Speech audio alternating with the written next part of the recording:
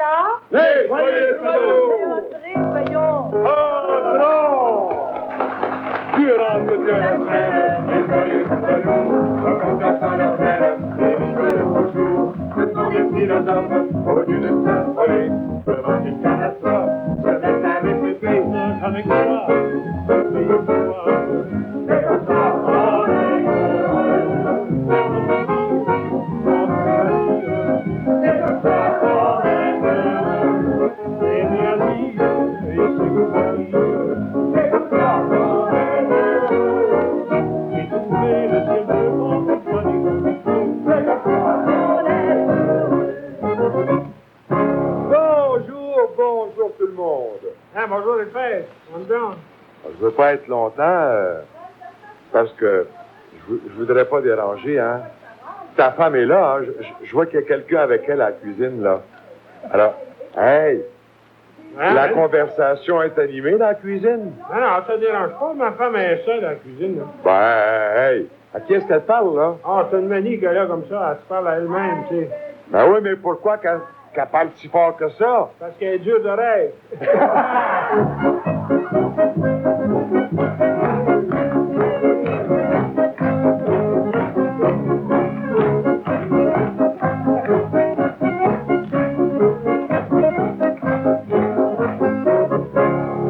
C'est votre meilleur rôle, c'est votre meilleur rôle. Bonjour ce matin, puis une bonne santé à nos amis de l'hôpital Saint-Charles, à Geneviève. L'embêtant, Pensée très, très profonde. l'embêtant Écoutez bien. avec les femmes, je pense ce qui est embêtant avec les femmes, c'est que quand on leur dit qu'on va les aimer toujours, elles comprennent qu'on va les aimer tout le temps. Et savez-vous, là, il m'est arrivé une chose gênante l'été dernier, moi, un beau samedi du mois d'août. Ben, on est Pendant toujours qu'il faisait curieux. chaud. On est toujours curieux de savoir ce qui a pu vous arriver, Ben, ça. j'étais à la plage, hein, puis je portais un amour de bikini que je venais de m'acheter. Ben, voyons. Imaginez que j'ai plongé, puis en sortant de l'eau, je me suis aperçu que j'avais perdu le haut de mon bikini. Donc, Moi, vous ça êtes m'arrive là. pas. Oh non, ça, je comprends. J'imagine que vous êtes rentré dans l'eau immédiatement. Et vous, ça m'est même pas venu à l'idée. Hein? Non, parce que j'avais trouvé l'eau tellement froide, ça me tentait pas de Mais me Qu'est-ce sauter. que vous avez fait devant tout le monde, comme ça? Hein? Ben, comme toutes les jeunes femmes respectables, j'ai pris ma serviette, je m'en suis couvert la figure, puis j'ai couru vers mon hôtel. Mais plutôt que de sauver la face, c'est ça, La face? il vous est pas venu à l'idée, avec votre serviette, de sauver autre chose? Hein? Savez-vous, Gérard, ça aussi, ça m'est pas venu à l'idée. Pas finité. Après tout, qu'est-ce que c'est que tu penses que tu sens plein? Ça me fait penser un peu au type que j'ai vu au camp de nudisme cet été. Moi, ça. Bon, pas vous êtes encore allé là. Et Stella, le nudisme, c'est comme les pinottes. Ouais. Quand vous commencez ça, il faut voir le fond du gars. Le fond fond du sac. du plat. Du plat. Elle est pas bonne, non? La vôtre était meilleure, Estelle. Mais qu'est-ce que ton type, là? Qu'est-ce qu'il y avait de spécial? Ben, j'arrive au camp, moi. Tout le monde, les hommes comme les femmes, portaient le costume réglementaire, tu sais, avec les accessoires bien en vue. Tous, excepté mon type. Ah, mais qu'est-ce qu'il portait, lui? Ah, il portait rien comme les autres, excepté une grosse et longue barbe qui partait du menton. C'était un bon endroit pour partir. Et puis, la barbe, elle descendait jusqu'au bas des genoux. Mon doudou! Il y avait sûrement quelque chose à cacher, lui. Ben, il n'a pas pu faire autrement que de lui demander pourquoi. Il venait d'un camp de nudisme pour prendre du soleil, affublé d'une barbe pareille. Il dit, si je porte une grande barbe comme ça, mon ami, c'est parce qu'à tout bout de champ, moi, là, il dit, faut que j'aille à l'extérieur du camp, au village voisin, chercher le café.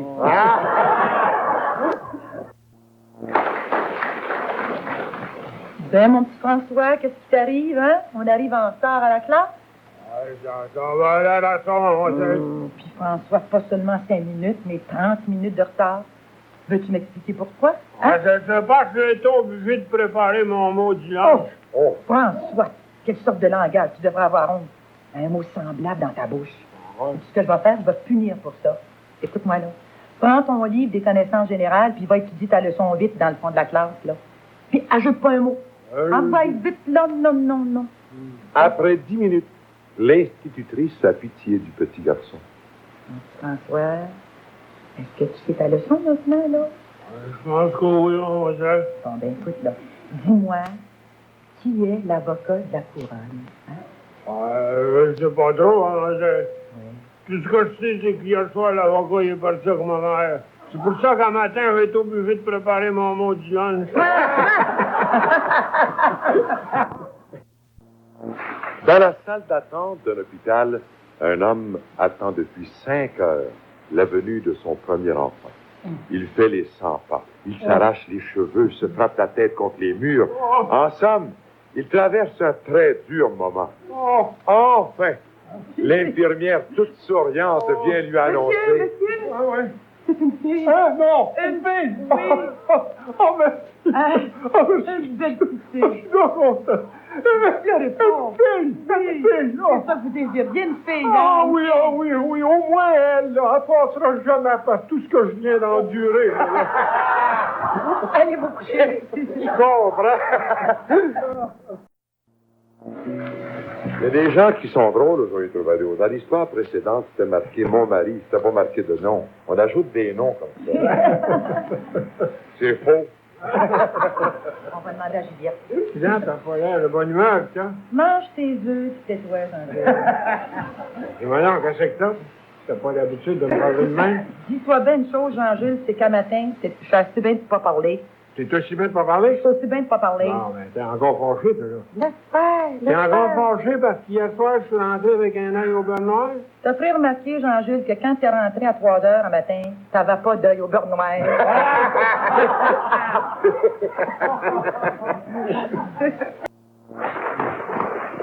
Mais, Marie-Hélène, tu m'entends, là? Sors de la chambre immédiatement.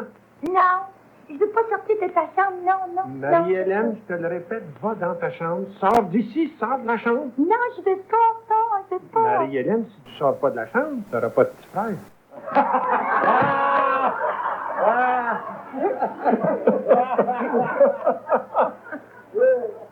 C'est le nom de ma fille, Marie-Hélène. Pensée extrêmement profonde. L'impuissance est causée dans 99% des cas par une fermeture éclair coincée. Oh, t'as pas bien. T'as pas l'air bien, mon Elsaï. Oh non, mon pauvre Lucien, ça va pas. Faudrait que je voie un psychiatre. Alors, mais qu'est-ce que t'attends? J'ai pas les moyens. Ça coûte trop cher. Hey, va voir le docteur, c'est pas le cas. Son tarif, lui, c'est d'autres récits, tu sais. Quand tu retournes le voir, ben, ça coûte à moitié prix. Ouais? Ouais. Bon, ben, hey, va y aller, ça te fait. Et pour la première fois, il fait j'arrive chez le psychiatre. Bonjour, docteur, c'est encore moi. Ah ben!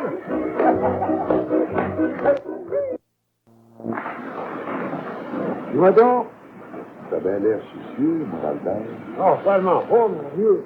Hey, je suis pas revenu de ce qui m'est arrivé hier soir. T'as pas eu d'accident? Non. Mais c'est un de mes camarades de travail qui s'est fait tuer dans un accident. Alors, hier soir, j'ai décidé d'aller rendre visite à sa mère, tu sais. Ah, est-ce que tu la connaissais, ça, là? Non. Alors, je me suis rendu à la maison, où elle demeurait. Puis l'ascenseur, il y avait 5 hommes avec moi. Hein? Bon, je me suis dit, c'est sûrement là qu'ils vont, tu sais. Ah oui. Alors, en sortant de l'ascenseur, je les ai suivis. On est entrés dans un appartement. Il y avait déjà 3 hommes dessus, là.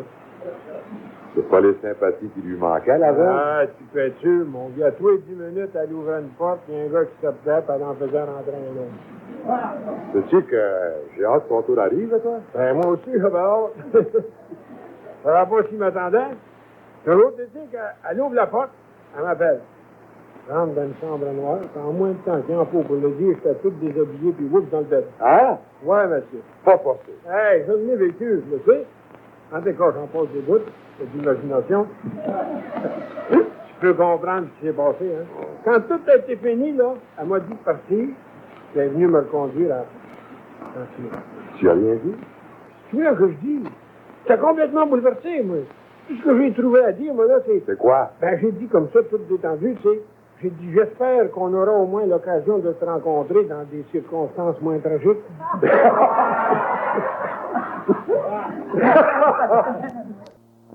Un petit chat se présente devant le directeur de l'information du journal La Presse et le petit chat lui dit Je voudrais t'engager comme journaliste. Comme journaliste? Et dis-moi donc, quel genre de nouvelles que tu veux couvrir? Les chiens écrasés. Oui, Gérard, connaissez-vous la vie des poissons? Ben, je peux pas dire que c'est ma plus grande préoccupation. Non, je comprends, mais seriez-vous intéressé à savoir comment naissent les poissons? Ben, Hein? j'ai une petite idée. Je sais pas si c'est bon. Oh, je suis certaine que vous faites fausse route. Écoutez, Gérard, la femelle pond des œufs dans l'eau. Ben, j'espère. Ben, puis ensuite, là, le mâle arrive, puis il les féconde, ces œufs-là. Ah, c'est... C'est pas beau, ça? Il n'y a aucun... Absolument aucun ziwawa, Aucun contact sexuel Rien. chez les poissons. Absolument pas. Ah ben, je putain. Ah. Êtes-vous capable de me dire, dans ce cas-là, qu'est-ce que ça vient faire une conversation quand quelqu'un dit « Ce gars-là, il est heureux comme un poisson dans l'eau? » Je ne sais pas. Un jour, Dieu créa la France et contemplant son œuvre, il se dit... Je me suis vraiment surpassé. Quel pays j'ai fait là. Tout est merveilleux. À bien y penser. Cela est injuste pour le reste de la terre. Et pour établir un certain équilibre, Dieu créa les Français.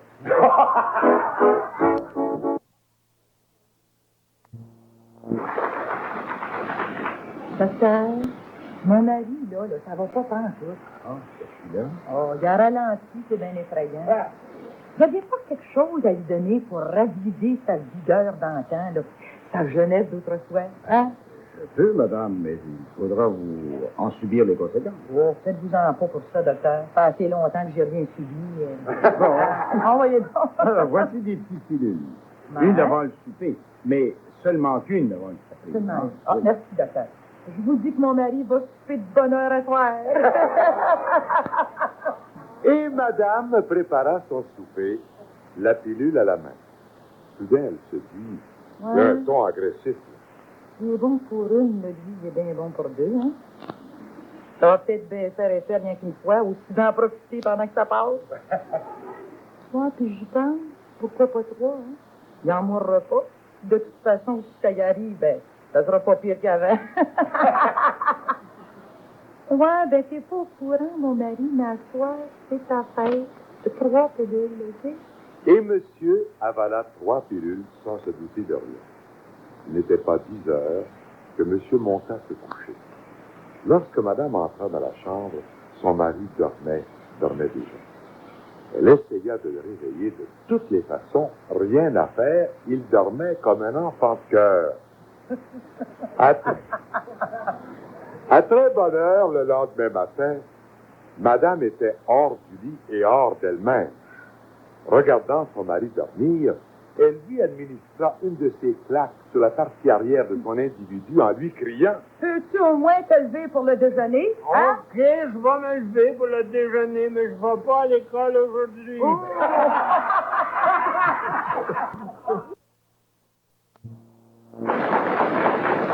C'est un clochard qui entre par hasard dans une assemblée politique. Le candidat explique ce que c'est que le socialisme. » Mesdames et messieurs, lorsque dans un pays, il y a 100 personnes seulement qui mangent à leur faim, c'est la tyrannie. Quand il y a la moitié du peuple qui mange à sa faim, c'est la démocratie. Mais lorsque dans un pays, tout le monde mange à sa faim, alors là, c'est le socialisme. Notre clochard est branlé par cette affirmation, s'en retourne dans son quartier à lui. Et puis là, il réunit tous ses amis, ceux qui vivent comme lui. Il leur dit avec passion. Oui. Oui, mes vieux amis, oui. Je vous le dis, moi. Si on est seulement une centaine à fouiller dans les poubelles, c'est la tyrannie. Par contre, s'il y a la moitié de nous autres qui fouillent dans les poubelles, ça, c'est la démocratie. Et si un jour nous en arrivons tous à fouiller dans les poubelles, alors là, ça va être le socialisme. La parente de ta femme, là, Maurice, j'ai rencontré hier. Ah ben, elle ne m'a pas dit qu'elle t'avait vu. Attends, elle m'a bien dit que t'avais vu, toi. C'est affaire. C'est bien évident qu'elle m'a vu, ma femme, hier. C'est normal, ça? Pas le contraire non plus. Ce qui est pas normal, c'est ce qu'elle m'a raconté. Non, inquiète pas. Elle m'a rien dit qu'il fallait pas que je sache. Non. Elle m'a tout simplement parlé d'un accouchement auquel elle avait assisté. Ah, qu'est-ce qu'il y avait d'anormal? Et le petit bébé, il est arrivé au monde en rien. Hey, le médecin a eu de la difficulté à le mettre au monde tellement le petit bébé, il était perdu de rire, je vois. C'est la première fois que j'entends une chose semblable. Ben, Est-ce que la femme t'a conté ça? Ben oui, hey, le médecin en venait pas. Le petit bébé, il riait sans arrêt, mon bien, vrai funny, tu sais. Alors, le médecin, il a donné une coupe de tape sur les fesses, et le petit bébé, il riait encore de plus belle. Et là que le médecin s'est aperçu que le petit bébé, il tenait une de ses mains complètement fermée. Ben, j'imagine qu'il a dû lui ouvrir la main. Ben oui, il pensait que quelque chose s'appuyait, mais non, mon Dieu, c'est parce que le petit bébé, le petit bonjour, il y avait une pilule dans le creux de la main.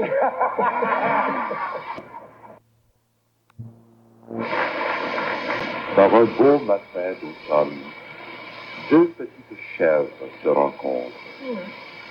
L'une d'elles a l'air bien fatiguée, les yeux tirés. La démarche lente. Sa copine, la voyant ainsi, lui dit: Mon Dieu! Qu'est-ce qui t'arrive, toi? T'as l'air fatigué. C'est rien de grave. C'est qu'en ce moment, je bouquine un peu trop souvent le soir. Durant la dernière guerre, vers les années 1943, je crois, Gérard appelle son colonel Bailly. Allô? Mon colonel Bailly? Allô? Oui. Qui parle, là? C'est Gérard. Gérard qui? Gérard Manvissard, vous me connaissez pas? Gérard Paradis, cette affaire. À partir de 1951, c'est moi qui vais faire les troubadours, si je me fais pas tuer. Vous êtes complètement idiot, mon ami. Un temps plein pour ça, ils vont m'engager. En tout cas, je comprends rien à ce que vous me dites, là. Allez droit au but, là. Qu'est-ce que vous voulez, là? Ça va vous coûter cher de me réveiller comme ça en plein milieu de la nuit, vous. Allez, parlez, dites ce que vous voulez. Hein, c'est pas l'air de bonne humeur, là, vous? Même si je vous vois pas l'air, là, j'ai l'impression que vous ne devez pas être regardable à cette heure-là, là, vous. Là. Soldat Paradis, vous allez vous souvenir de moi. Allez-vous me dire enfin ce que vous voulez? Bien sûr, mon colonel, je suis à 5000 d'ici, là. J'ai fait 14 prisonniers. Hein? Vous êtes pas sérieux? Ouais. Hein? 14 prisonniers? Oh, mais c'est magnifique! C'est magnifique, soldat Paradis, bravo! Amenez-les tous ici en vitesse! Ben, je voudrais bien, mon colonel, mais ils veulent pas me laisser partir. Un père angoissé attend nerveusement des nouvelles de son épouse qui est en train d'accoucher. Il se promène de long en large dans la salle d'attente. Et voilà que soudain, tout est terminé. Les infirmières, les gardes-malades sont surexcitées car elles voudraient toutes aller annoncer la bonne nouvelle au nouveau papa. Elles veulent surtout lui voir la tête. La garde en chef décide qu'elles iront toutes en délégation lui annoncer l'heureuse nouvelle. Elles entrent toutes dans la salle d'attente et le père est sidéré en voyant toutes ces jeunes femmes au sourire provocateur. Qu'est-ce qui peut bien se passer, se dit-il? Enfin, la garde en chef se décide à parler. Ça y est, monsieur, c'est arrivé. Non. Oui, c'est arrivé. C'est vrai? Oui. Qu'est-ce que c'est? Eh bien, dites un chiffre au hasard, là, entre 5 et 9.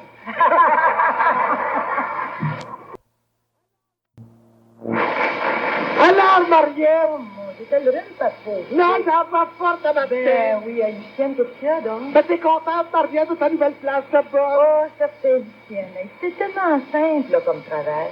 Toute la journée, là, j'ai juste à répondre « Oui, madame. Oui, madame. Oui, madame. » Puis la nuit, c'est « Non, monsieur. Non, monsieur. Non, puis non, monsieur. »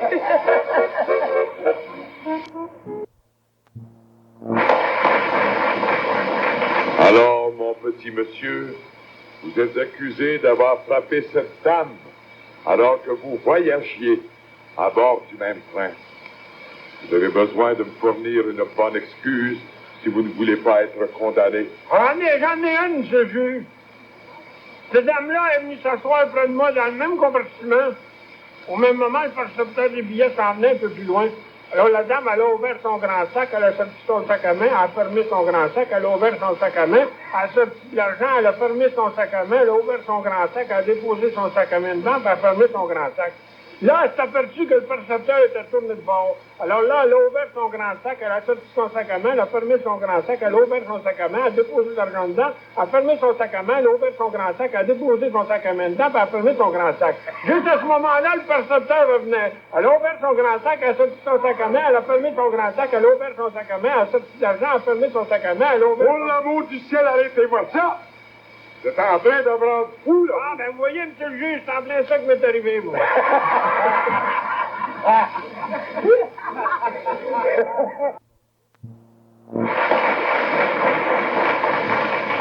Ainsi, madame, vous voulez divorcer de votre mari? Ben, je vois pas vraiment pas comment je pourrais divorcer de quelqu'un d'autre. C'est avec qui je suis mariée, hein? Répondez donc brièvement, madame, mais pas de commentaires, Ah, s'il vous plaît. j'aimerais ça que ça se fasse vite, hein? Bien vite. Quelle raison avez-vous, madame? Est-ce que votre mari vous maltraite? Oh non, monsieur le juge, mon mari Jean, il est très bon pour moi. Que votre mari est ivrogne? Non, prends jamais un coup. Est-ce qu'il dépense son argent à jouer aux cartes? Non, monsieur le juge, il me donne tout son argent pour les fins de semaine, tout. Dans ce cas-là, madame, c'est sans doute l'infidélité qui est la cause de vos troubles. Ça doit être ça, monsieur le juge. Ça se situe à peu près dans les alentours de là, tu sais. C'est le trouble de la fidélité qui est en cause. Voyez-vous, monsieur le juge, mon mari, là, il y a un de ses enfants qui est pas de lui. Un policier vient d'arrêter une jeune femme très, très violente. Ben, la jeune dame, hein, ce que je vois, on est très pressé. Mon Dieu, monsieur le policier, allez pas croire que je me sauvais du tout, hein. Et avoir su que vous étiez derrière moi, c'est plutôt moi qui vous auriez suivi. Ben, on parlera de ça un autre jour, OK? Ouais. Et le policier sort son stylo et son carnet de contravention. Comme il s'apprête à écrire, la jeune femme de sa voix la plus suave dit... Bon, monsieur le policier, pas besoin de me faire un chèque tout de suite. Vous me paierez après.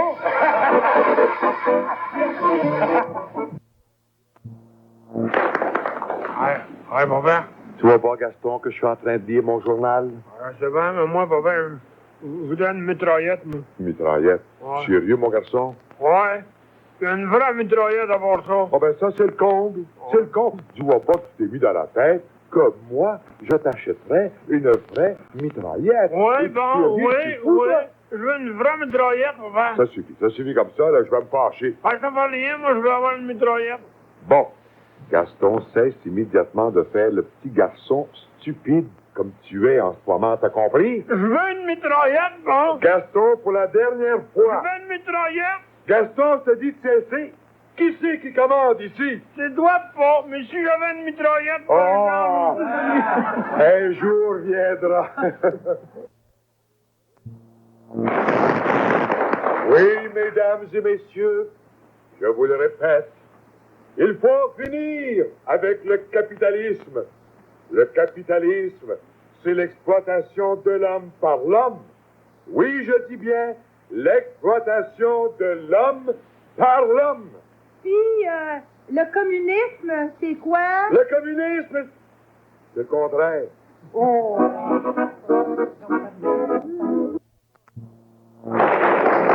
Ah, j'ai honte, tant crête de me trouver un emploi, moi. Ma pauvre vieux va travailler à la mine. Ils ont besoin d'employés de ce temps-là. Ah ouais, je connais rien là-dedans. Pas d'importance, voyons donc, Albert. Le gérant va te poser quelques questions. C'est pas difficile. Premièrement, il va te demander si tu as déjà travaillé dans une mine. Là, tu diras oui. Ouais, Ensuite, il va te demander à quelle profondeur tu as déjà travaillé. ouais. Tu diras 1000 ou 2000 pieds. Puis après ça, il va te poser des petites questions ben simples. Non, je te le dis, n'importe qui peut travailler là. Je vois pas pourquoi tu réussirais pas, toi. Ah, c'est comme ça. On va y aller. Et notre mineur en herbe, si l'on peut dire, s'en alla trouver le gérant de la mine. Celui-ci lui dit... Avez-vous déjà travaillé dans une mine? Ah, bien sûr. Depuis des années. Good. À quelle profondeur? À 3000 pieds. Parfait. Oui. Des gars comme ça qu'il nous faut. Bon. Dites-moi, dans la mine, quelle sorte de lumière portez-vous sur votre casque? Ah, je vais jamais apporter de lumière, moi, j'ai toujours travaillé de jour, hein.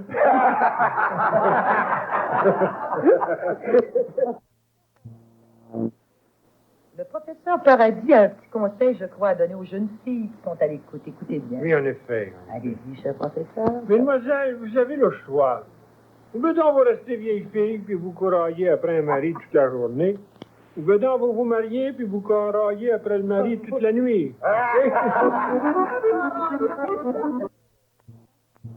Écoute, mon mari, il est à peu près temps que tu te décides.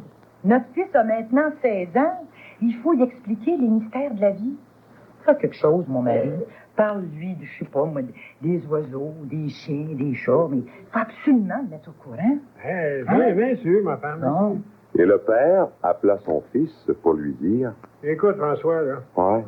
tu sais ce qu'on a fait tous les deux la semaine dernière avec les deux dames de la rue Saint-Quirion? Ouais. Bon, ben, ta mère veut absolument que je te dise que les oiseaux, les chats et les chiens, ils font la même chose. S'il vous plaît. Dans le métro, un homme dit à une femme... Madame, Oui? je vous cède bien ma place, ma bonne dame, mais elle est déjà occupée. Continuez votre petit courrier, chère tante Estelle. C'est-à-dire que j'ai une autre lettre, hein? Elle me vient d'un jeune homme qui me dit souffrir d'un désir constant et inguérissable de tout briser, de blesser ceux qu'il aime, il tuerait même, savez-vous ça? Il tuerait. Oh, alors que lui conseillez-vous? Ben, savez-vous, Jean-Maurice, c'est un anglais, fait que... Oh, c'est pas grave, ça. Répondez-lui en anglais. Attendez un peu. Jeune homme, drop dead.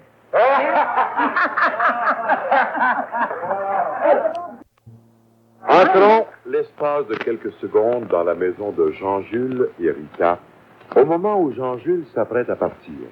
C'était samedi dernier, et Jean-Jules s'en allait voir jouer le Canadien. Ça, Jean-Jules, oui, oui. m'en vais, là, ça. J'espère que tu vas passer une bonne soirée. Non, c'est que tu t'en vas, toi, Jean-Jules, là. Au forum? Ben, good, hey, rapporte-moi donc des cubes de glace, on reçoit demain, OK? La prochaine lettre du courrier est adressée à Gérard. Il semble que la dame en question ait plus confiance en la réponse de Gérard qu'en la réponse de tante Estelle. Alors, tante Estelle va lire la lettre, la voici. Cher Monsieur Paradis, qu'est-ce que vous pensez d'un homme qui fait l'amour à sa femme tout en regardant la télévision, hein? Mon mari, il est comme ça. Jamais plus d'amour dans la chambre à coucher, toujours sur le divan dans le salon afin de pouvoir regarder la télévision en même temps. Puis c'est toujours au moment où je m'en attends le moins, ce que je n'apprécie guère pantoute. Il a peur de manquer quelque chose de bon à la télévision, ce qui ruine notre vie sexuelle. Pourriez-vous me dire, Monsieur Paradis, comment je peux ramener mon mari dans la chambre à coucher? Signé, pas contente pantoute, Magdalena. Chère pas contente pantoute, Magdalena, c'est bien simple. Vous avez même pas à changer de canal. Déménagez tout simplement la télévision dans la chambre à coucher.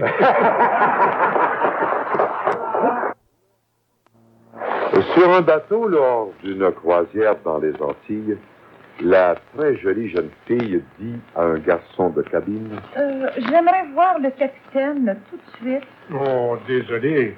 Désolé, madame, mais le capitaine est présentement seul dans sa cabine. Puis, je suis en voyage de plaisir, non, hein?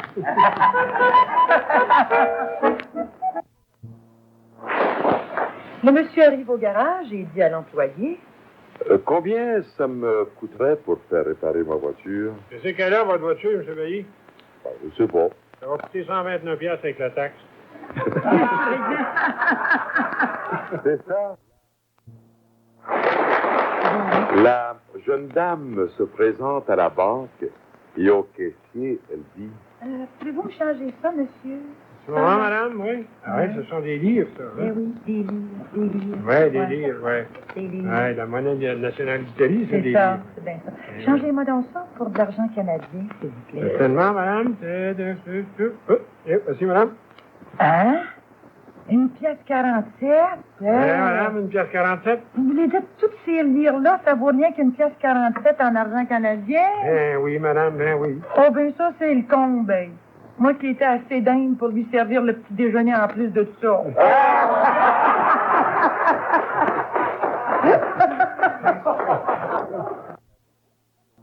Le père La Tendresse est sur le point d'entreprendre son dernier voyage.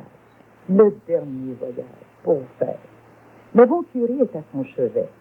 Sur une petite table près de lui, il y a une bouteille de rhum presque vide.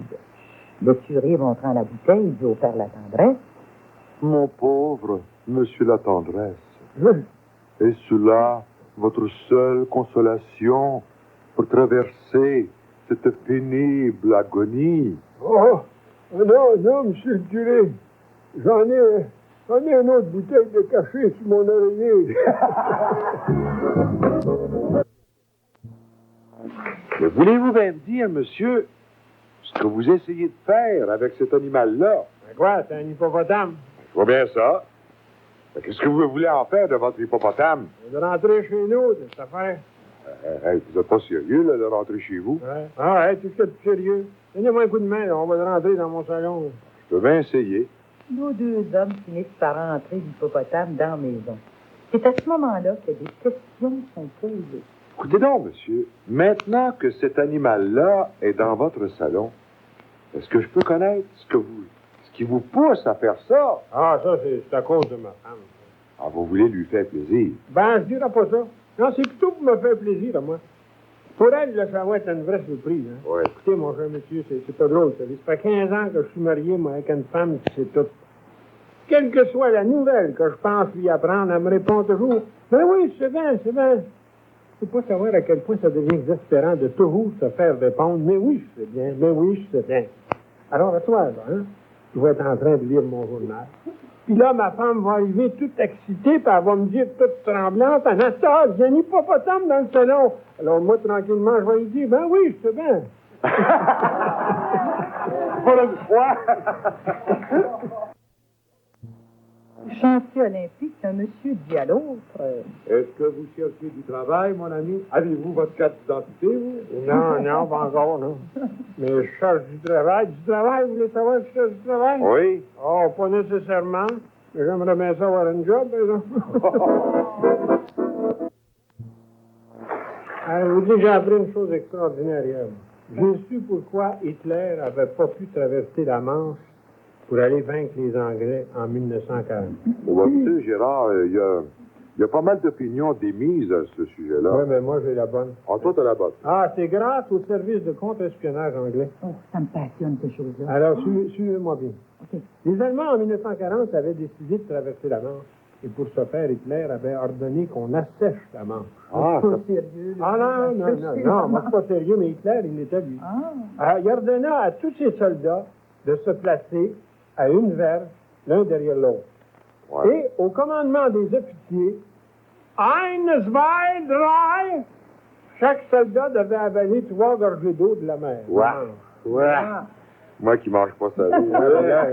Alors, au bout d'une journée, je vous assure que les Allemands y avaient bu pas mal d'eau. Vous priez de me croire. Qu'est-ce que les Anglais faisaient pendant ce temps-là, eux autres, là? Voilà la suite. Pourquoi les Anglais? Grâce au contre-espionnage anglais, sur toute la côte anglaise, au même moment, on entendait ce commandement donné aux membres de l'armée britannique. 1, 2, 3, pipi! 1, 2, 3, pipi! 1, 2,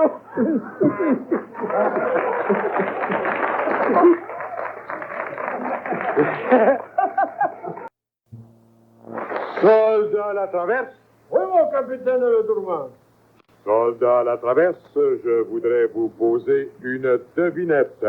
Posez, mon capitaine de le tourment, posez. C'est le fils de ma mère. Et ce n'est pas mon frère. Qui est-ce? Mon capitaine de le tourment, c'est pas facile, hein? Non, je devine pas, mon capitaine de le tourment. Ben, c'est moi. C'est moi. Eh bien oui. Elle est bien bonne, mon capitaine de le tourment. Elle est bien bonne. Je vais la demander au soldat Landouille. Hé, Landouille, viens ici que je te pose une devinette. Ah, je suis champion dans les devinettes. Oui, ben on va bien voir. Hein? Écoute bien. C'est le fils de ma mère et ce n'est pas mon frère. Qui est-ce? Hein? il dit rien, hein? Il cherche. Eh bien, tu penses que c'est moi, hein? Eh bien non, c'est le capitaine. Le gangster, poursuivi par la police de New York, tombe dans le vide à partir du 50e étage de l'Empire State Building. En passant devant les fenêtres des bureaux, il crie à qui veut l'entendre. Hey, arrêtez-moi, c'est un bandit!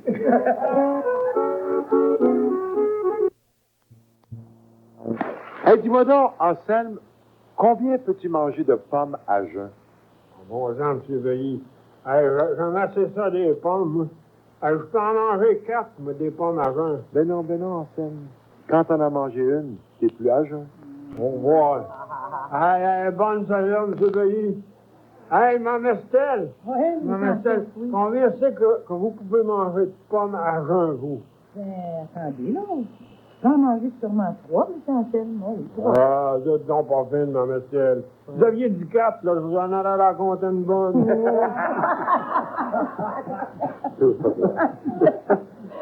Monsieur, il y a, comme on dit, son voyage. Se promène en traînant une ficelle derrière lui. Il s'arrête des deux policiers qui le regardent étonnés. Hey, s'il te plaît. Oui. C'est la police. Oui. Je n'ai pas rencontré par hasard, vous. Je n'ai pas rencontré l'homme invisible, vous. Ah ben, l'homme invisible. Ouais, il n'est pas Ben non, rencontré. mon ami, non. Non, pas aujourd'hui. Ah, c'est pas important. Si vous le voyez, dis qu'il s'inquiète pas, j'ai retrouvé son chien, voilà.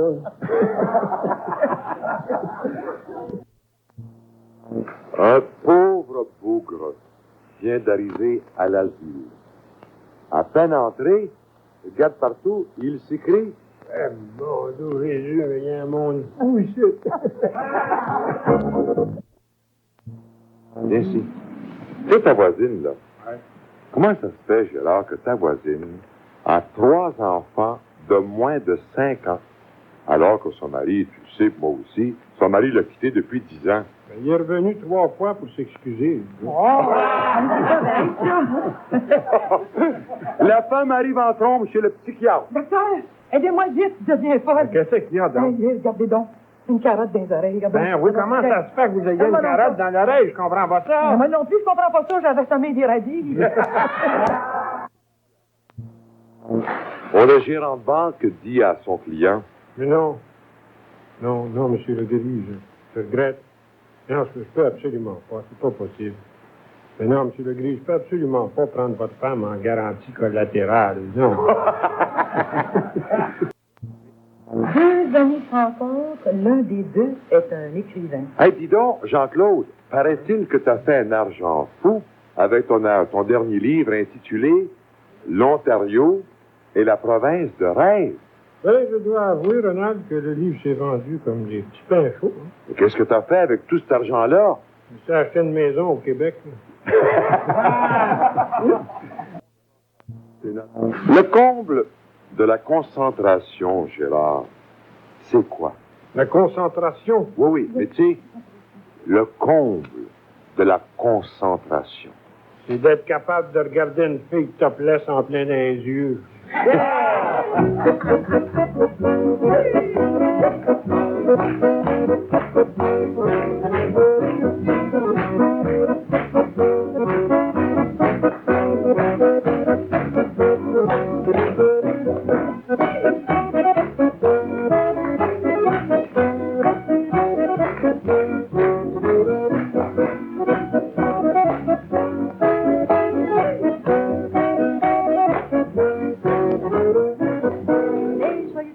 Vous remercie de votre charmante hospitalité et du fond du cœur, ils vous disent Soyez heureux! À la technique, Bernard Perron. Les Joyeux Troubadours, une production TVRP mise en onde par Pauline Goyette-Whiting, vous dit au revoir. Et d'ici notre prochaine visite, conservez votre sourire et soyez toujours debout, de bonne humeur!